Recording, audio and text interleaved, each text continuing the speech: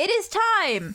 As of today, there is 1 week left until 3.0 drops. Drops. And until then, we are doing one more tier list. I believe I've done a tier list like this before at some point in the past. But if I have, then it is forever lost to the void of Twitch's VOD deletion policy. So, before 3.0 drops, because I feel like if we do this now, and I decide to at some point rank future characters, then, you know, starting from 3.0 onwards is gonna be a nice cut. We are going to be ranking every character, minus, you know, doubles and alternate forms and whatnot, based on how much I like them.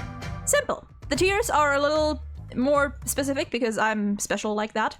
Disclaimer time. The way I will be ranking these characters is going to be mainly based on the character themselves, their personality, their story. There'll be very little focus on stuff like their gameplay or where they rank in the meta, which, let's be honest, doesn't matter anyway because that changes like every 4 weeks. The only times where I might take things like their gameplay, how I like their style, into consideration is if I'm like stuck between 2 tiers and I'm not sure where to rank them, if I have an opinion on them, and I additionally like their gameplay, that's gonna bump them up a tier. But other than that, gameplay is not going to play any role. It's all about personality. This is gonna be a fun stream. I'm gonna have so much to yap about with certain characters. So as mentioned, the characters here go from the very beginning up to 2.7. They are vaguely alphabetically ordered.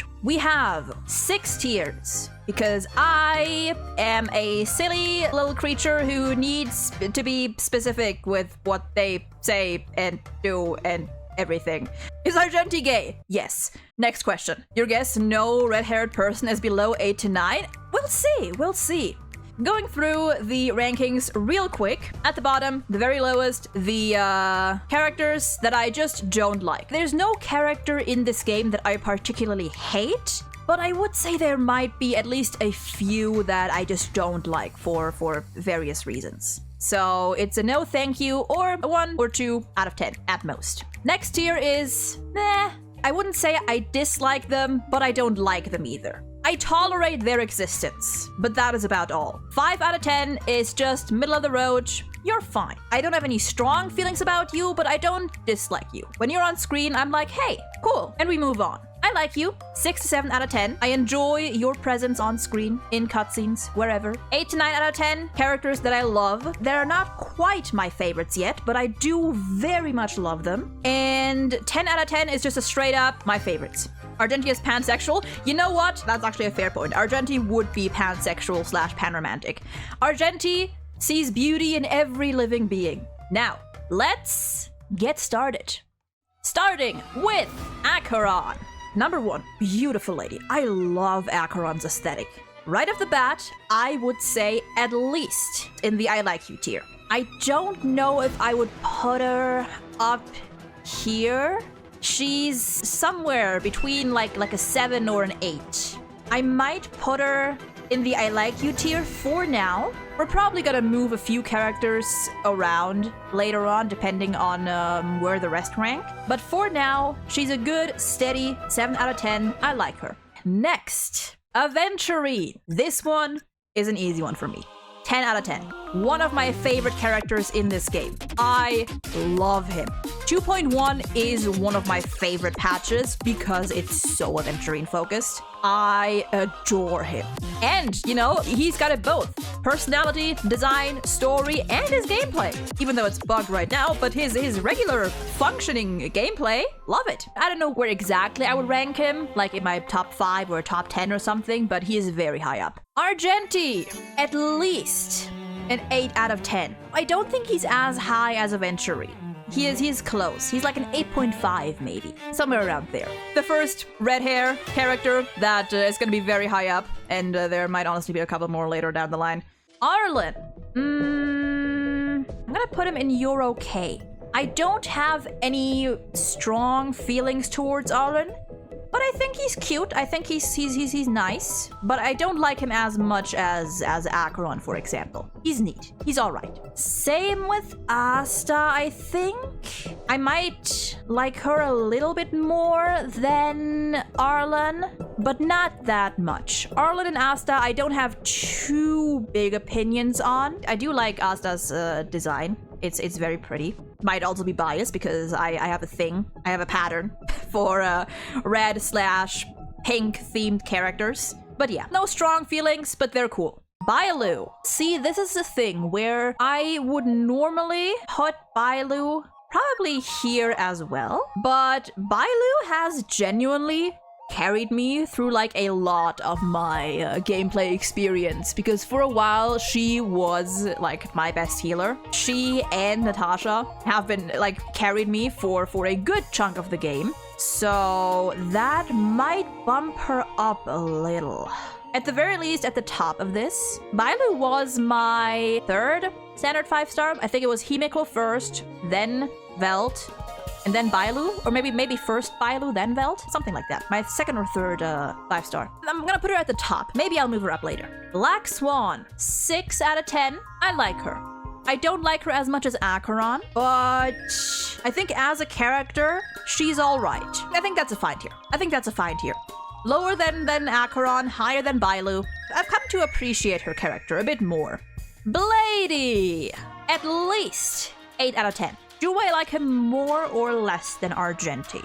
I think by now I like Argenti more, but it's not by much. I love Blade very much. I still use my Blade on a frequent basis, even in like MOC and stuff, and he's still doing fine. And I really like his character. I love his character. I love him. Not as much as Argenti, maybe. I think Argenti has that he has a little extra kick that puts him above Blade. But this one, on the other hand, no question, 10 out of 10. Bootil, my beloved.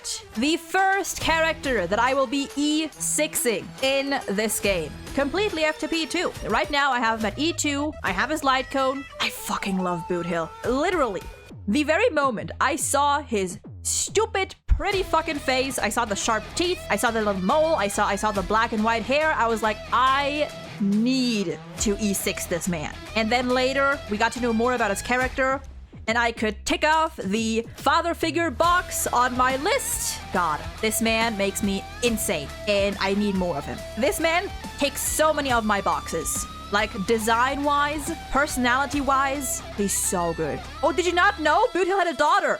He had a daughter that died. Yeah.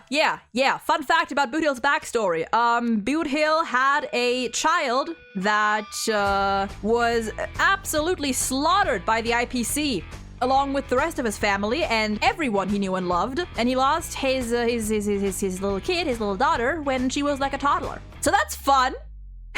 That's a fun little Bootil tidbit. We need a Bootil story quest. Or something. We need more Bootil. I know we got some backstory, or we got some Bootil focus in 2.6, but I need more. I need more of these two. We're probably gonna get more of them at some point, because these two, after 2.3, they have like a little thing, a little plan going on, or a little cooperation. So we're probably gonna see more of them at some point, hopefully. But yeah, we love our bisexuals, and 10 out of 10. Hell yeah. Next, Branya. I like her. I might like her more than Black Swan, and I think that's where I'm gonna place her. Yeah, another character that... So, heads up, I have not played Honkai Impact 3rd. So, certain characters in this game that, are references or, directly from that game, I do not have that strong of an attachment to from, like, playing Impact 3rd or whatever.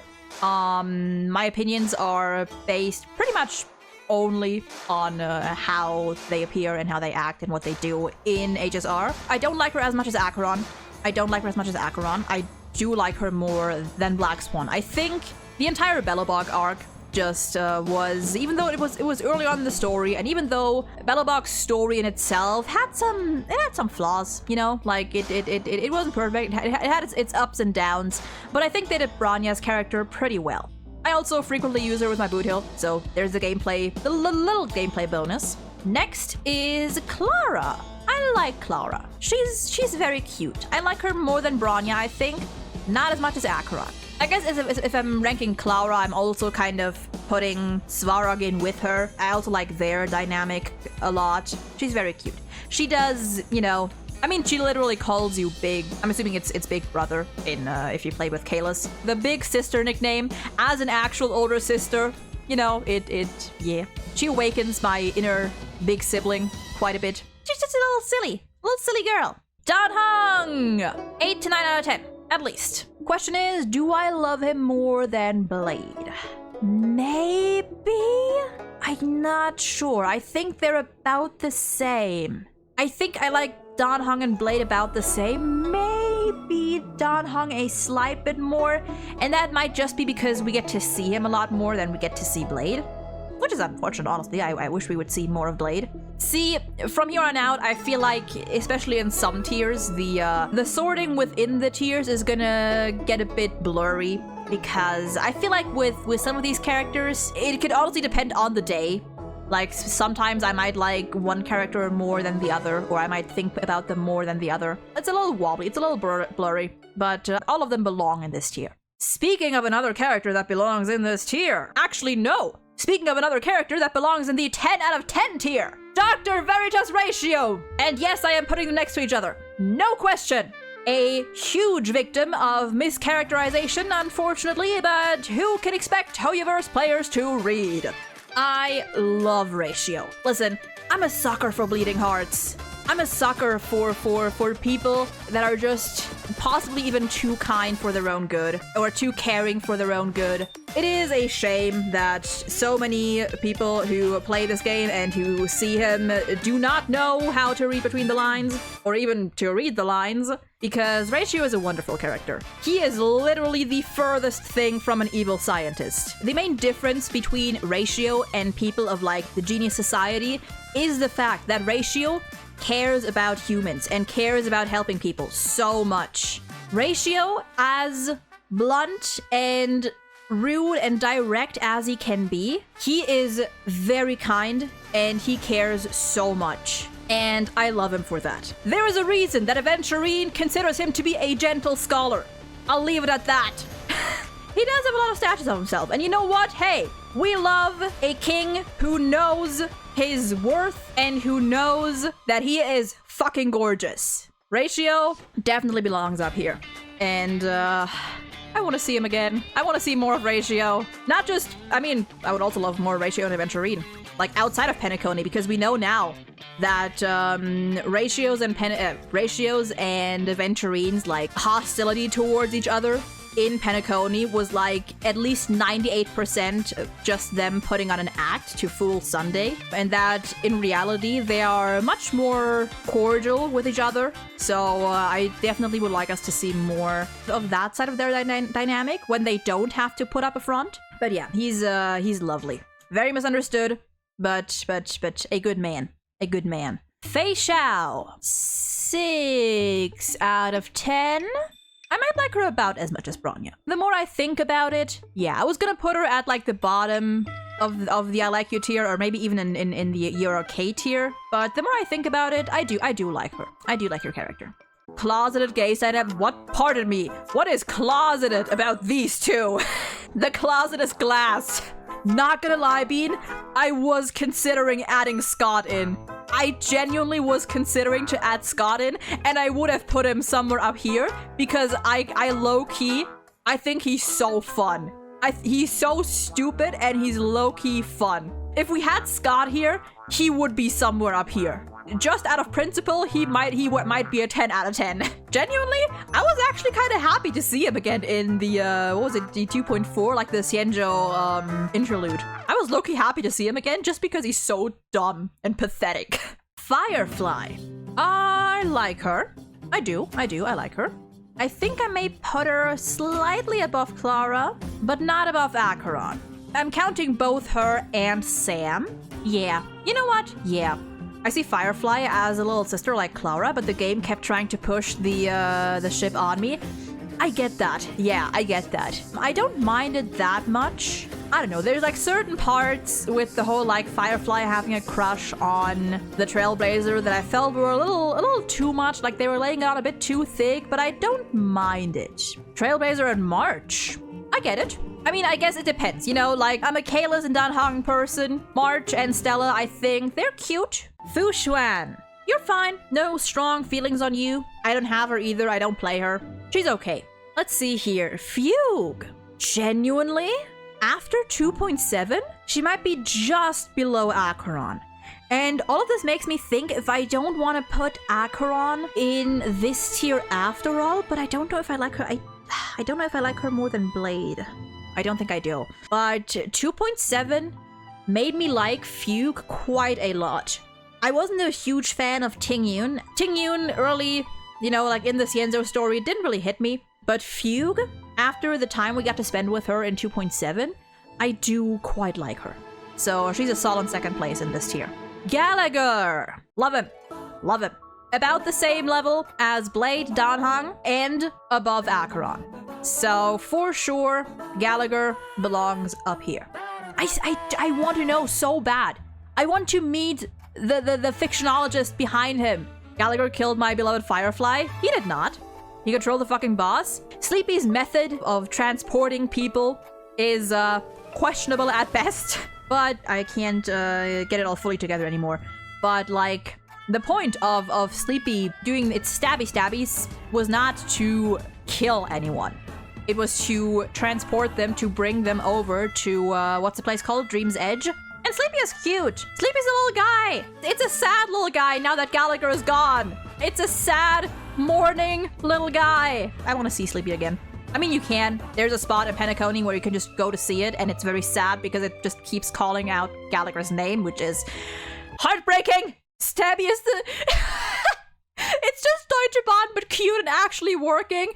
Honestly, yeah. Sleepy would be on time. Let's see, where were we? Jeopard. 8 out of 10, at least. Possibly even above... I'm gonna be honest here. Full transparency. I've always liked Jeopard. I've always liked him. I've been reading a lot of Sampard fics lately, and I'm not gonna say they influenced my opinion, but I'm not gonna say they didn't influence my opinion either. I am not sure whether Objection to what? Objection overruled. Jeopard lowered? No, I'm not gonna put him lower. Fuck you. Jeopard belongs up here. Objection! He belongs up here, and just out of spite, I might even put him higher than Gallagher. Moving on. What is this tyranny? I don't care how many 50-50s y'all lost to him. He deserves to be up there. Sorry that you're wrong. Well, maybe you're wrong. Anyway, good night, Finn. You're okay. Yeah. To be fair, I also haven't done the, what's it called? Fixtral Garden event yet, which might give me a bit more insight on her character and might make me like her a bit more, having not done that one yet. She's here. She's okay. Hanya. More than Gwenaifen? Question mark? Maybe here? Maybe here. I do kind of like her design. She's fine. I don't remember enough screen time with her, which is a shame. And I haven't really read her story yet. Funny because the garden is where Hanya is quite represented. Does she appear in the Fixtral event? If she appears more there, then that might also play a part. I mean, she did also appear in the Xianzhou. You know what? No, you know what? I'm gonna put her here, right below Black Swan. I'm gonna put her up here. And you know what? Fuck it. I'm going Ivan up too. They can both be here.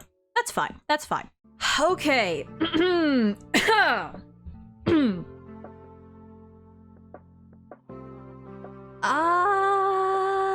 I'm gonna put her in meh. I've never been a fan of Herta. I don't like her personality, but I don't, like, strictly dislike her. Or, do I? I don't know if I do. No, you know what? I think she's bottom tier for me. Like, every time she appears on screen, I'm just like, she is a puppet. I mean, she may be a puppet, but it is still, like, her personality. Whether it's her or the Herta, I don't think my opinion is going to change too much. You know what? No, I'm gonna be generous and I'm gonna put her in meh. For now. and we'll see. We'll see later on. This one, however, Himeko, above Firefly, maybe? I have played the Astral Express room event. It's very cute. She is very silly, which is why she's up here. I'll put her above Fugue. Herta's a puppet that has been created by the Herta, but Herta's just a prototype for information. But I mean, here's the thing. Even if the Herta that we meet, or you know, the Hertas, the puppets, even if they're just puppets, it's still like her creations and her personalities, and even then we know, even from outside sources, we know that she's like very like, I mean, she is a member of the Genius Society, and I'm not gonna lie, members of the Genius Society are not known for being kind and pleasant people. Scroolum is like the closest we can get, and even he is a little, you know, too rational at times. Yeah, it is still Herta. When Herta's puppet is talking to us, it is still Herta speaking to us. Or at the very least, a personality based on Herta's true self. You just hate to see a girl boss winning and being smart? Listen, I don't mind girl bosses winning and being smart as long as they're not completely insufferable. To me personally. Her entire deal is that she loves to solve riddles and the mysteries of the universe. She has solved de-aging, for example, but she's just above trivial matters. The question is like, what does she consider trivial matters? Because the thing is, actually, hold on. Let me look something up real quick, because I remember something. I distinctly remember there being a voice line. Okay, that's what I was thinking of. When Horatio talks about Herta, he says that she is very much a genius and very talented, but he doubts that she actually uses her talent and her potential for like the greater good, like for humanity's sake. My point is like, so far, nothing I've seen of Herta convinces me that she actually cares about people on a personal level. That is what I'm talking about. Like, she is no Ratio, who, as smart and talented and great and whatnot as he is, his main goal is to help people. I'm not doubting that she's smart. That doesn't make her egoistic or I mean, self-centered is pretty much like just focused on yourself and your activities and what you want and what you want to do. She's not like Ratio, who genuinely cares about people and who genuinely wants to use his intelligence and his talents to help people. She pursues knowledge, but whether that knowledge helps others or not, I don't think she cares about that. That's what I mean, and that's what I don't like. And that goes for most, if not all, members of the Genius Society. I'm pretty sure like the main reason Ratio isn't a member of the Genius Society is because he is, quote, held back by his love and his care for humankind and his ambition to rid the world or to rid the universe of ignorance. Her entire attitude just rubs me the wrong way. She is too occupied with herself and too inconsiderate of other people from what we've seen so far. I'm fine with leaving her here for now. She's not at this level yet. Hook. She's a good girl. I'll put her right behind Gunnaifit. It's the little sibling bonus, you know? It's the child bonus. It's a protective urge. Speaking of protective urges. Wah-wah! And by that, I guess by extension also tail. Somewhere around here. Maybe above Fugue. Woohoo is very cute. I love Tail. Tail is so, like, you gotta love the grumpy old man. Jade.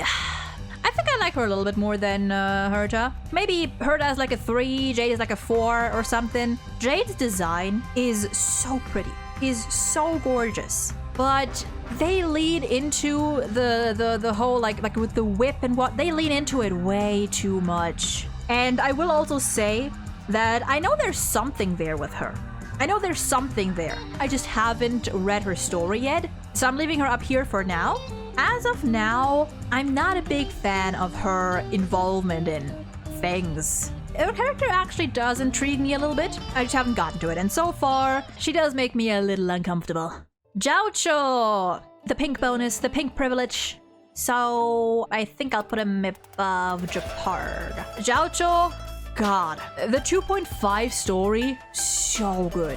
And it did so much for Jiaoqiu's character. I mean, what else do I need to say besides Jiaoqiu is the Baiju of HSR. No clue about 2.5 story, I forgot what happens. I'm not gonna go into detail about what happened, but basically 2.5 especially gave us a lot of insight into Jiaoqiu's like motivations and his character and his determination as a healer, as Fei Xiao's healer. And I love all we get to know about him throughout. Like how much he truly cares about helping people, his struggle as a healer on the battlefield, having to tend to and cure these injured warriors only to watch them rush back out into battle and die, and learn that, like, even if all the soldiers that he helps end up just dying in war anyway, at least their deaths have meaning. His whole thing, I love it. I love it. And also I just like his character, like, or his design. He's so pretty. So yeah, definitely up here.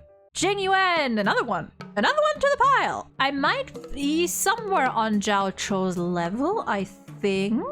Jing Yuan was the first 5-star, or the first limited 5-star I pulled for. And the first light code that I lost on. I still use him. I've never stopped using him. Jing Yuan truly is the meta roller coaster. I love him. I will always love him, always be using him. He will always be my general. Also, again, father figure, automatic plus. This list looks very sexist without context. Oh, come on now. I mean, listen, if people want to say that, go ahead, whatever. Meanwhile, I'm pretty sure that if this was reverted, if we had way more female characters in the top than male characters, I'm pretty sure people would not be saying that. It's just that my types in fictional men are way broader than they are in fictional women. And so far, there have been few characters in HSR who have hit those exact marks.